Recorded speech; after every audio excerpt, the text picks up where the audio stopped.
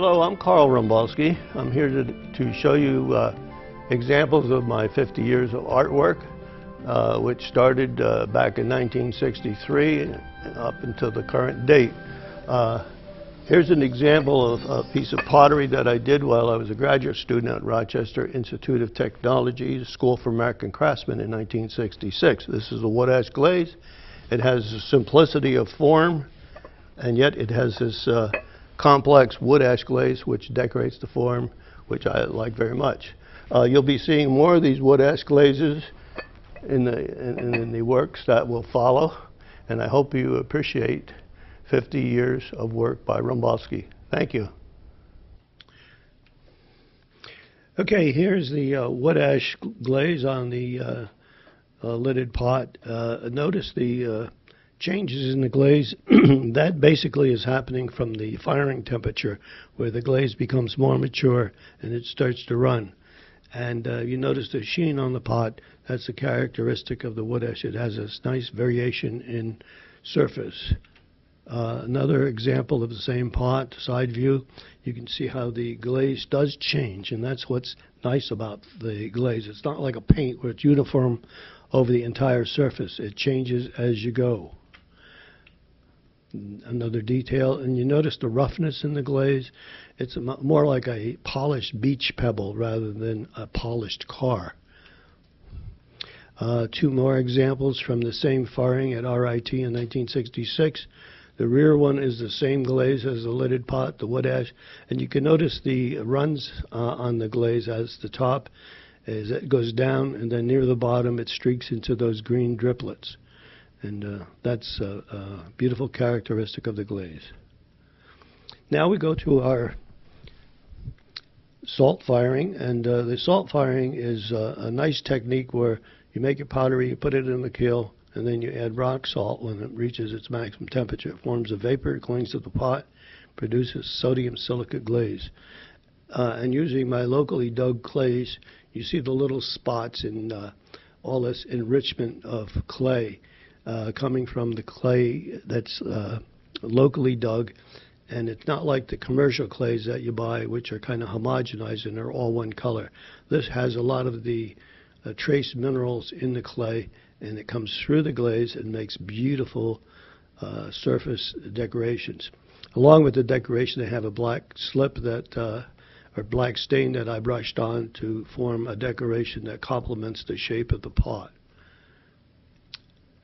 Another pot that I've done using a similar technique, but this has a different clay, and this clay matures and produces a brighter color. And some of the nice variations you can get with a salt glaze. Here's another of the similar type of locally dug clays. This one's a little whiter, and it has beautiful contrast between the dark designs on the pot. The designs always work to complement the shape of the pot, and I don't really work to be pictorial or represent objects of any kind. I merely make designs that flow and enhance the beauty of the pot. On this bowl, it's kind of white on white, and it has subtle variations, but you notice that there's a lot of black spotting in there, and that comes from the small chips or small impurities in the clay that work very nicely to decorate the surface. It's very much like a wild bird's egg. It has this very nicely texture and color change. Another of the salt glazed pots, you notice that there's a little bit of a pinkish blush on the right side, and that's coming from the copper that's in that black stain. And again, these shapes are attained because I'm using that very nice clay that is very good to work with when you want to make complicated forms. Another of the locally dug clays, this one has more refractory in it, and it has a brighter color, and it takes the stains nicely, and it does have that enriched surface that you are customary to seeing in salt glaze firings. Another of the whiter ones with the dark stain, and you can see that the stain is kind of running, and it gets this mystical kind of oriental look. Another of the local clays. This one is from Gatesburg, Pennsylvania, and this is high in refractories, and it doesn't lend itself to a gloss finish, but you notice the kind of lace work that occurs, that yellow knitting of glaze on the surface, which is a very rich surface. And it's kind of a sandy feel. It's not a shiny, glossy feel. And so it has an entirely different effect, and yet there is a gloss to it, so it's kind of ambiguous but beautiful. Here's another salt glaze where the salt is very active here. It's forming these dark little lacework clusters where the glaze is thicker. On this pot, I also sculpted the pot when the clay was still soft. I pressed into it and pressed designs into it, accented those designs with stain. Another of the salt glaze pots. This one I flattened the two surfaces, and that gave me a broader surface to make my designs on. And the designs do work and control the surface of the pot and create very interesting designs that are nice to look at and something that you can live with. This piece here has Sand Ridge is the name of the clay, and it's again a refractory clay, and this one has more fluxes in it that cause it to melt more, and it's forming little green goblets of glaze, and then where it's closer to the black stain, it's starting picking up some of that color. Has nice variations. If you notice at the bottom of the pot, the glaze did run down and start to form a gloss glaze, which is a nice transition. And at the top there's a transition where the glaze works around, and you see the throwing marks, the circular throwing marks on the pot. So it does really nice variations. Another variation with the salt glaze, and this has copper in it, and the copper reduces and forms these warm pinks and red colors. And you notice near the top it didn't get as red because it didn't get as reduced as much. So that's the variation that you see in the salt glazing. Again, I love that clay, that it's so beautiful to work with, and it creates these very pleasant forms. And notice that the design is working with the pot, and it has variation in it, and yet I didn't really try to depict any particular type of scene or object, but it's flowing and it's moving and it justifies being on the pot. Likewise, another variation. You notice that all these pots are different.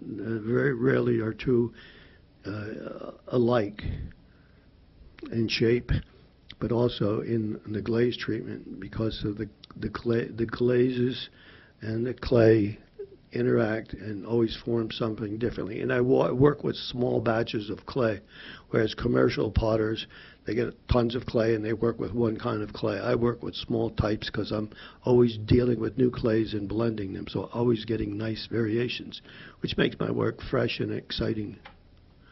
This is also done in the salt glaze, and this glaze works entirely different. It's an opaque green glaze that goes into black. You notice towards the top it's kind of black, but you see the throwing marks coming through as white lines at the top and some in the lower section. And again, this is a pot that's similar to the vases that I did when I was working on my master's thesis, which was the study of vases and proportion of vases. So I'm still doing the same thing after 50 years. Another inspired by my thesis, but it's contemporarily done with the salt glaze technique. And this was a lot of fun to make. This is a nice tall pot. This one is a warmer color. It has more of the Gatesburg clay in it, and so it's a kind of a cross between the real whites and the real orange tones. So it's doing some nice things. And the stain that I put on there, I wanted it to be drier and more matte finish to contrast, whereas the lip of the pot I made into a gloss, so it's got some variation. Here I use that same clay, but I use it to sculpt with, and I pressed a kind of burlap material into the clay, and then also pressed designs and worked with the clay to make it look very much like a rock formation. And likewise, in this one, looks a lot like the dolomite limestone that we have in central Pennsylvania. And many buildings and barns foundations are made with this stone, and it endures for a long time. So this is my recent work with that salt glaze in order to get some of that limestone looking central Pennsylvania rock formation look. This is from the Gatesburg, and this is what I like about the Gatesburg. You notice in the cracks area it's really dark and kind of blackish, and other orange tones, and where the surface is smooth it turns white. And this is nothing done to this, no glaze or stain put on this pot. It's just a straight clay, and the clay reacts this way when it's hit with the salt. So I'm very happy with what that does. Very expressive. And this is another view of the same piece, and you notice that the top is different because I did glaze the interior. That interior glaze is affecting the outer surface, which is kind of nice because the outside invites you to look inward. And these are what I call Huggy Pots, where two are put together and they're kind of embracing each other. Another view, and usually the Huggy Pots is one masculine form and the female form. It's quite obvious here. The taller one with the bolder designs is the masculine, and the little heavier one, shorter one, with the softer, rounder surfaces could be the female. Another view of the same. This here's another variation of salt glazing, and I've embedded different types of materials into the clay, shaped it into this sculptural form, and I kind of like the excitement about this powerful round object standing on three legs with like a third limb extended in space. So I like that interaction of structural support as well as movement and gesture in the piece. And yet it's kind of monolithic form where it's really one round shape, but as you look at it, it changes, and the surface is so extremely enriched that it's something that you just can view for time and time and time again. Again, the Gatesburg clay, I can't say enough about it. There is a problem with the Gatesburg clay. It's extremely fragile to work with, and before it's fired, it breaks like soft pie crust. So as you're trying to handle it, many times pieces fall apart.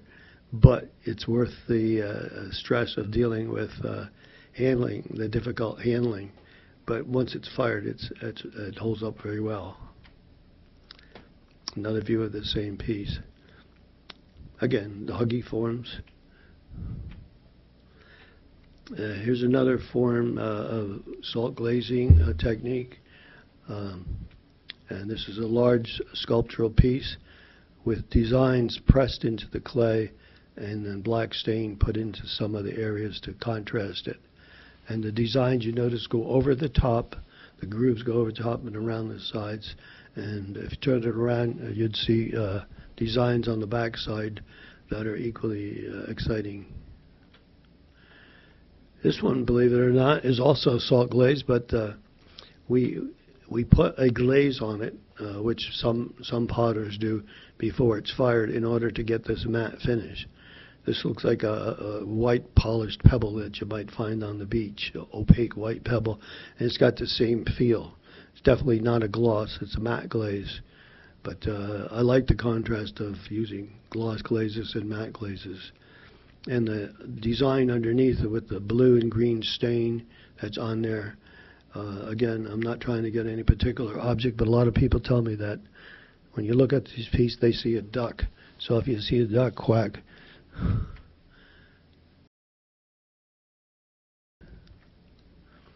This ceramic piece is made from a different form of dark stoneware clay fired in the salt kiln, which they told me wouldn't work, but it came out one of the best pieces out of the 60 cubic foot kiln. So I'm happy with what it did. I took this piece that was made on the potter's wheel, and while it was still soft, shaped it and came up with this unusual shape. It's a lot like large monolithic mountain forms. Like I went to Yosemite and I saw El Capitan and other formations there, and that inspired me. And a lot of my pots look a lot like some of the pictures you'll see of Yosemite formations, only their formations are 3,000 feet high. Another view of the same, and you notice the blush on this side of the pot. That's called a blush, where more salt accumulated and the temperature was different, and so the salt reacted differently. So the firing is affected by the nearness to the hot spots in the kiln, and also the deposition of salt that collects on the piece. So there's a lot of variations that occur, and those variations are what we look for in this art pottery, because we want the variations rather than one monolithic color. Here's a slab piece that was done in reduction firing, and it's matte glaze with black stain. And these are used as wall hangings, and I figured I like to paint and I like to put things on walls, and I figure a lot of these pieces are over 50 years old, and not all other artwork lasts that long, so I enjoy making flatware, and these are among my favorites. Another view of the same. I like these impressed views where I get these sharp divisions and the raised and sunken areas, and then I accent those with the black stain. Okay, this piece of stoneware was made in Lock Haven University when I taught there.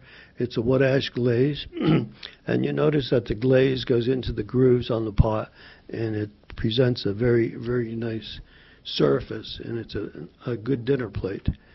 Here's a detail of the absolute intensity of these glazes. They're just so absolutely beautiful, and ever-changing, but ever so delightful. Wood ash glazes is good too.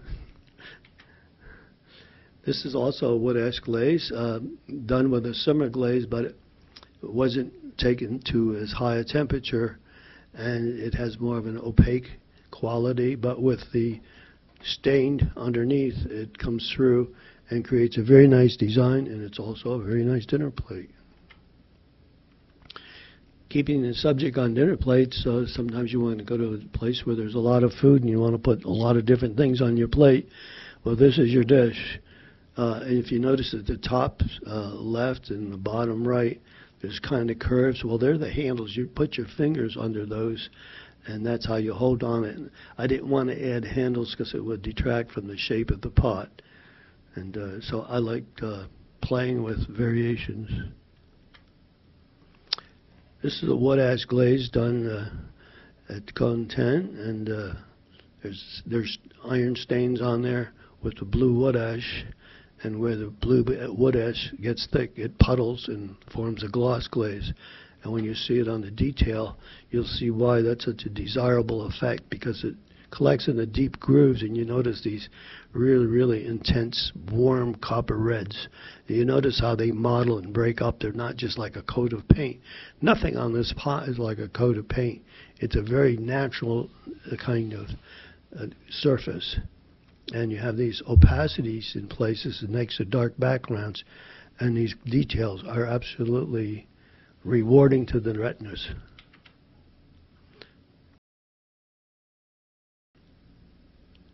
Okay, this is just a hand-built piece with green glaze pressed into the grooves.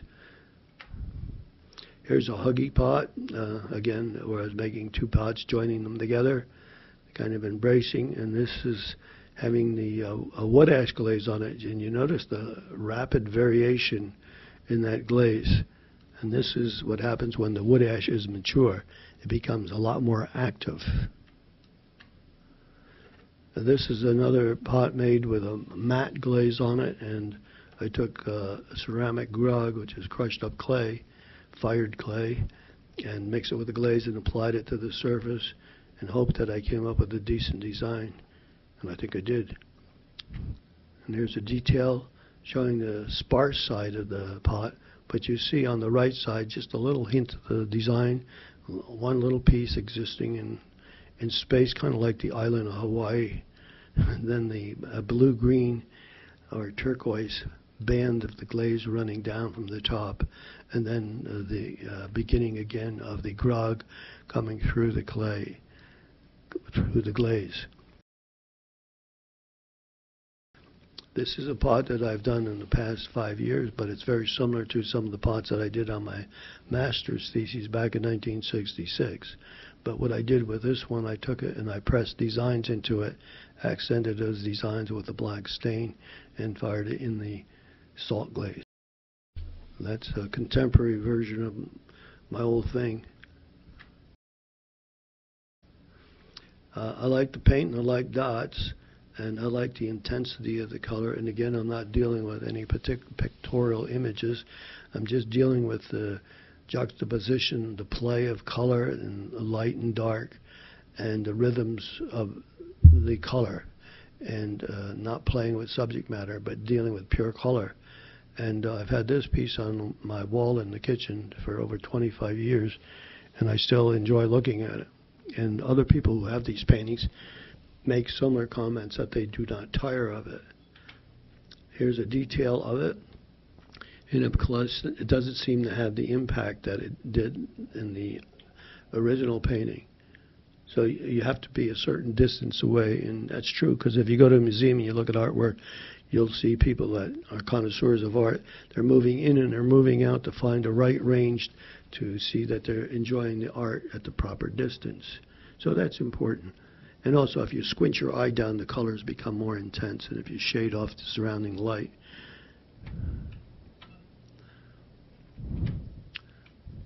Okay, speaking about dots, I did this back in 1973 when I was teaching, and I wanted to show my students all the different glazes that we had in the room, so when they wanted to glaze their pottery, they would know what glaze would work. And so I just made this ceramic plaque, and I made these round surfaces and decorated them by pressing into them. Then I put my different glazes on, and kind of demonstrating that the glazes can do a lot of things. And yeah, I left a lot of the clay surface unglazed, because that's important, because a lot of times you want to see some of the clay rather than coating everything with the glaze. And anyway, this is what really started me on my dots and my dot paintings, and so it's a kind of continuum. Detail of the same. You notice at the top I have a white on black, and then the other side of it I have the black on the white. Same is true of the red on the top and the green. They're reversed. Here's a side view showing the depth of the impressions made in the clay. And that's what's so nice about clay. You can make those impressions and they go in, and you very easily see the changes. And this slide shows it very well. Likewise.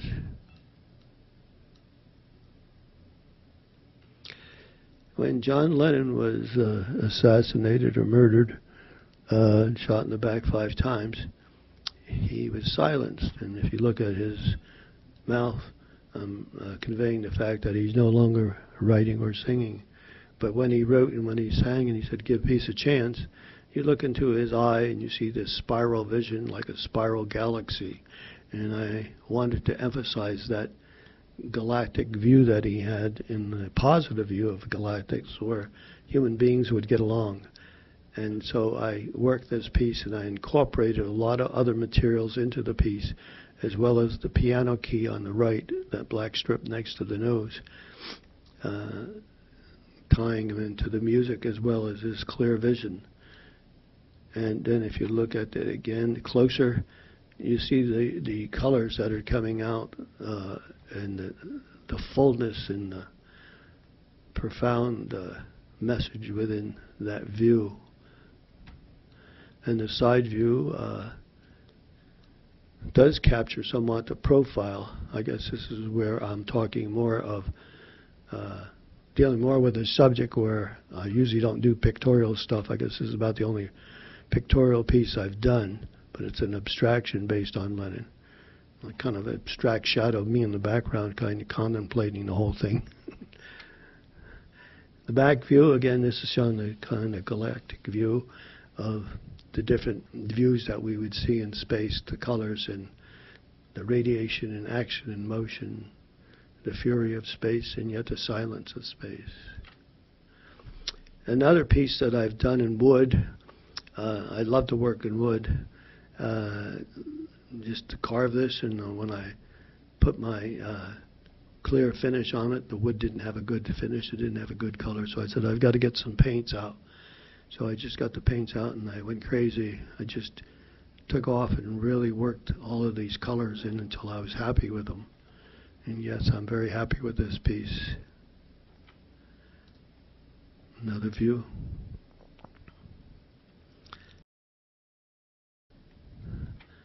And the rear view. Here's a ceramic plaque supported by my arm. I like to work with flatware, and flatware for a studio potter is pretty hard to do because it likes to warp, crack, and do things that we don't like it to do. So it takes a lot of energy and understanding in order to get the pieces to remain intact. But I've used these designs and pressed into the clay and put a circular design on the right, which relates to the 10 little circles on the left. And it's all linear with the exception of the circles. And again, this piece is wood ash glaze. Notice the green tones on the left, and on the right you notice the black mottled where the light sienna browns are coming through. Ceramic lavatory. I have 2 of these in my bathroom, and several people like them, and I've made some, and they're happy with them. What I did here, I'm focusing on design. So many lavatories are made with really wide lips that hang on the side, and they're almost the same size as the bowl, and I wanted the bowl to be the most dominant feature. And then I put my wood ash glaze on it, and you can see how that glaze runs, and where the glaze is thicker, it's kind of this root beer gloss, whereas the intermediate area, it's kind of running, and then where it's thinner, it's at somewhat tan color. So it has some variations, and then the ring around the top is where there's a slight indentation, and the glaze collected in there and gave that nice change.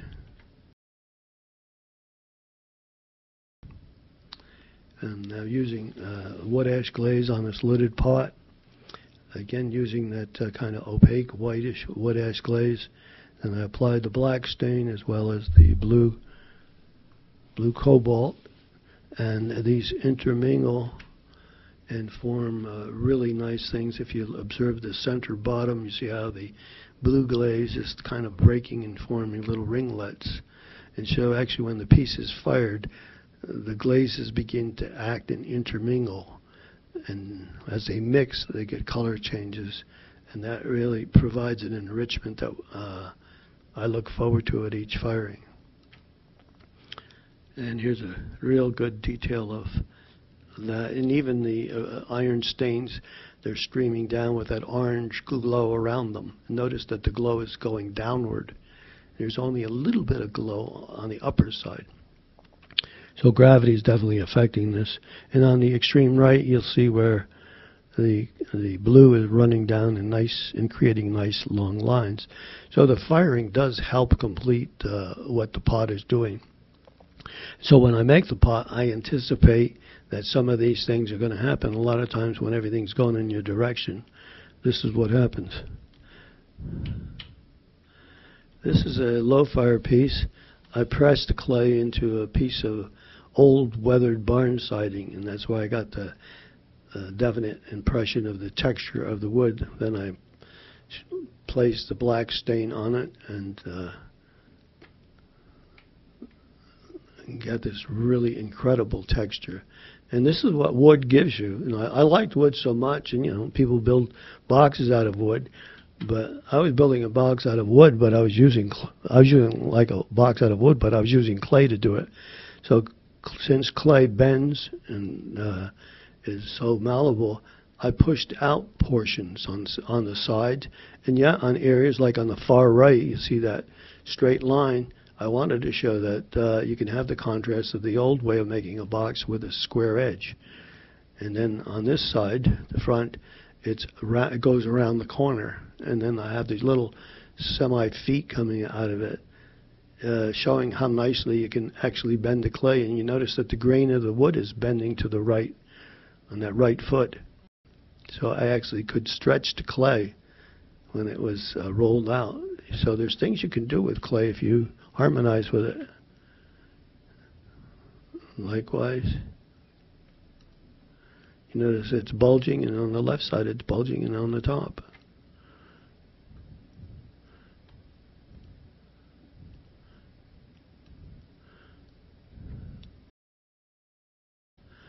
Here's a wall piece that I made with low fire. And usually low fire gives you brighter colors and warmer clay colors. So I liked what that did, and the detail really gives you some nice rich colors that aren't overpowering. They're harmonious. This is a recent piece I did, and it has this jagged top, and yet the body is round, and it has these little white flecks in it. And it's what I call eggshell. You throw the pot as thin as you can and make it as light as you can. And that has a lot to do with the kind of shape you make.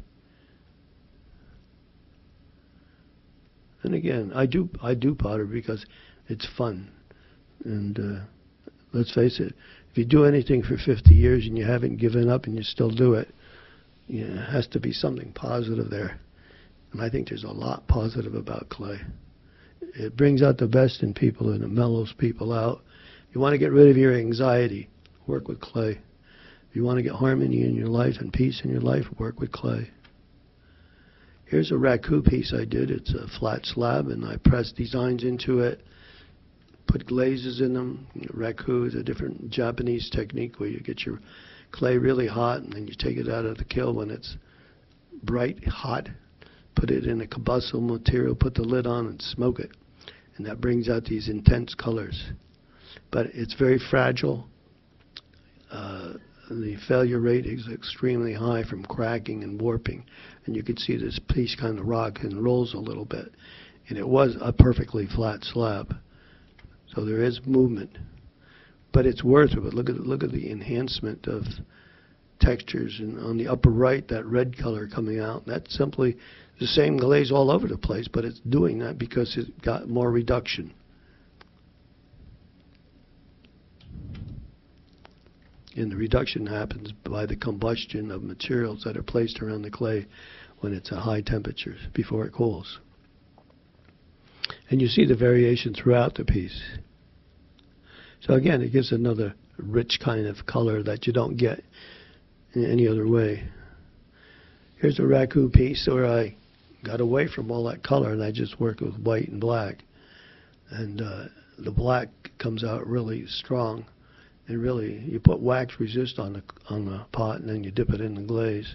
The glaze doesn't stick to the wax, and so when you fire it, where the wax had been, the clay is uncovered, so it absorbs all the combustion and it gets darkened. And so it gives nice contrast, maximum contrast between white and black. And you see it on the foot, that wedge shape, that's just unglazed clay, as well as the top. You notice the cracks above the top. That's what happens with the raku. It goes through so much thermal shock. It's coming down from 2,000 degrees to room temperature in about an hour. So it is going to crack. But I like this shape, a sculptural shape for a wine goblet. It's my own design. Here's a raku piece, and this has nice subtle tones of blue-greens throughout the piece. And notice the cracking that's happening. Again, that's really, really very active in this piece. But I like it because of the tonal variations. It's just so rich. Detail. And notice that I'm not working with smooth surface. I've had all kinds of nicks and dips and things in the clay, enhancing the character of the clay. And I'm not refining the features, I'm suggesting the features. Because I'm not making a portrait, I'm just making a vague image, and I know that the colors in the raku process will make it work. Two more raku pieces, very different clays that I used. And again, they're the kind of pieces that you can live with and are always interesting to look at. So you don't always have to play a video game. Another view of the same. Notice the cracking and the design in the center right one. That's characteristic of the raku crazing or cracking. Two more rakus, again the black and white, and then the copper red and the copper green. Raku likes copper. It's based on the Egyptian Pharaoh. Again, here I'm doing a little bit of a portrait. He was the Pharaoh that had the most extreme features: the long nose, the big lips, and I give him the wings and talons of Horus, the Egyptian god. And I kind of distorted the change, exaggerated, I guess is the word, exaggerated the features as well as the talons. I was having fun. And clay should be fun. There's another raku piece made like I was doing those dolomite limestone pieces, but this one was fired again in the raku, and you're seeing all these multiple cracks. Notice the cracks follow the shape. They complement the form, as well as the subtle glaze treatment. Sometimes you get a light reduction in the raku where you don't get overpowering colors, because this has the green in it, and probably if I reduced it really heavy I'd be getting red. But we can live without red sometime. Here's a collection of miniatures. Some of these pieces are half, 3/4 of an inch high to about 2.5 inches high. And these are all done with different clays. Usually when I get different clays, I'll just make a small piece with them to see how they fire. And many times they turn out to be some of my favorite pieces. Detail. Pressing designs in and then glazing them, and then wiping the glaze off the surface gives a very nice contrast. It's a tall hand-built piece. It's about 2 feet high, and it's got kind of burlap design pressed into the clay as well as stamped. And this is fired at cone 10 reduction, and there's a gloss white glaze over a brown glaze, and you notice that it's running down. And here's an example detail of the running, which is kind of complementary because the run follows that elevated level. So many times the glazing really does complement the form. Here's a view of the top and the spout, which is an enrichment of the piece. Another raku piece, and this is a multiple polychromatic variation that sometimes achieved in raku. And a lot of times we often wonder, how did we get that? Well, I guess the firing helped, but the firing isn't always the same. And really, is it the way you want it to be? So it's a kind of gift for once in a while. So this is one of those gifts. Now you see the detail of this piece, and you notice that I played with the surface, and the surface is not flat like a lot of my other surfaces. There's indentation, and you're seeing the green going in, the white going in, the violet tones going in. And with the raku, when they go in and get a different level of the glaze, it gives you these different colors.